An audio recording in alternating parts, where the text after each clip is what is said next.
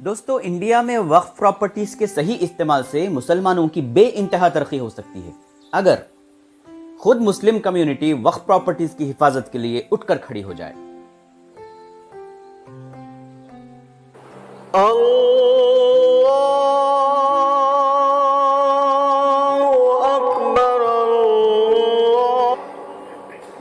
بہت مشہور بات ہے، احتیاط بیماری کے علاج سے بہتر ہے، لیکن اس کے لیے علم اور اویئرنیس کی ضرورت ہوتی ہے۔ دوستو السلام علیکم، میں ہوں یاسر صدیقی، آپ کے ساتھ بندہ حاضر ہے۔ آج کے اس خاص ایپیسوڈ میں ہم بات کرتے ہیں اوقاف یعنی وقف جائیدادوں کے سلسلے میں۔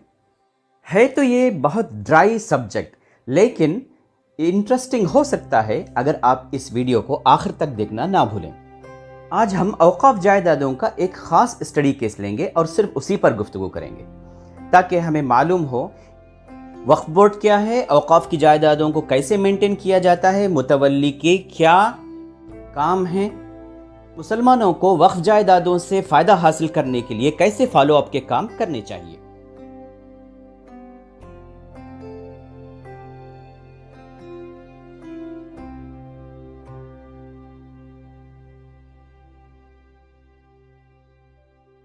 میں وقف کی جائیدادیں بہت زیادہ ہے، لیکن ان جائیدادوں کا صحیح استعمال اور صحیح اس میں سے انکم جنریشن نہیں ہو رہی ہے۔ اس کی کیا وجوہات ہے اور کیا کرنا چاہیے، ہماری ڈیوٹیز کیا ہے؟ اسلامی قانون کے تحت ایک ناگزیر خیراتی وقف ہے جو اللہ کی خوشنودی کے لیے کسی نے دے دیا ہے اور دینے والے کا دوبارہ سے اس جائیداد پر اپنا حق جتانے کا کوئی ارادہ نہ ہو، اس کو وقف کہتے ہیں۔ وقف کی جمع اوقاف ہوتی ہے۔ اب دیکھتے ہیں متولی کون ہے۔ متولی وہ شخص ہوتا ہے جس کی کسٹڈی میں وقف کی پراپرٹیز سے متعلق تمام ڈاکیومنٹس ہوتے ہیں۔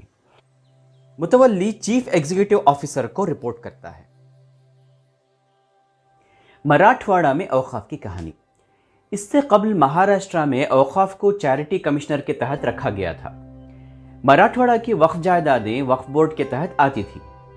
اس کی وجہ یہ تھی کہ مراٹھواڑہ پہلے ریاست حیدرآباد کا پارٹ تھا۔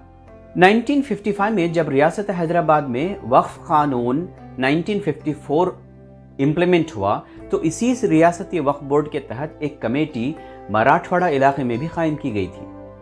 یہ واضح رہے کہ وقف ایکٹ 1954 کے امپلیمنٹیشن کے وقت مہاراشٹرا اسٹیٹ ابھی نہیں بنا تھا۔ یہ ریجنل کمیٹی 1960 تک رہی اور مراٹھواڑہ وقف بورڈ 1960 میں تشکیل پانے پر یہ علاقائی کمیٹی بھی ختم ہو گئی۔ اس مراٹھواڑہ وقف بورڈ کا ہیڈ کوارٹر اورنگ آباد میں تھا اور اس میں صرف 8 ڈسٹرکٹس ناندیڑ، لاتور، جالنا، بیڑ، عثمان آباد، پربھنی، ہنگولی اور اورنگ آباد شامل تھے۔ 2002 میں مراٹھواڑہ وقف بورڈ کا دائرہ بڑھا کر مہاراشٹرا وقف بورڈ بنا دیا گیا۔ اس کے پہلے چیئرمین ڈاکٹر ایم اے عزیز جو سال 2006 تک اس عہدے پر رہے۔ اس سے پہلے ہی چیئرمین پر یہ الزام لگ چکا تھا کہ ان کے رہتے ہوئے 2002 سے 2006 کے دوران مہاراشٹرا میں اوقاف کی زیادہ تر جائیدادوں پر یا تو سیاستدانوں نے قبضہ کر لیا ہے یا پھر چیریٹی کمشنر آفس اور بلڈر لابی کے ساتھ ملی بھگت ہوئی، جائیدادوں کو فروخت کر دیا گیا۔ مہاراشٹرا کی ریاستی حکومت نے ان ایلیگیشنز کو انویسٹیگیٹ کرنے کے لیے ریٹائرڈ جج ATA کے شیخ کی سربراہی میں 2008 میں ایک ہائر انکوائری کمیٹی بنائی۔ اس کمیٹی نے سال 2013 میں سابق چیئرمین اور بورڈ کے ملازمین پر لگے زیادہ تر الزامات کو صحیح پایا۔ اپنی رپورٹ میں ان پر قانونی کارروائی کا مطالبہ کیا گیا۔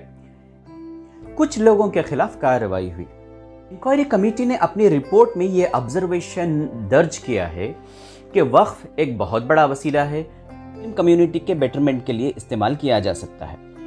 وقف بورڈ کے ارکان اور اسٹاف کے ساتھ ملی بھگت کر کے ایک منظم طریقے سے ان وقف جائیدادوں پر قبضے کیے گئے ہیں جن کی ان کو حفاظت کرنی تھی۔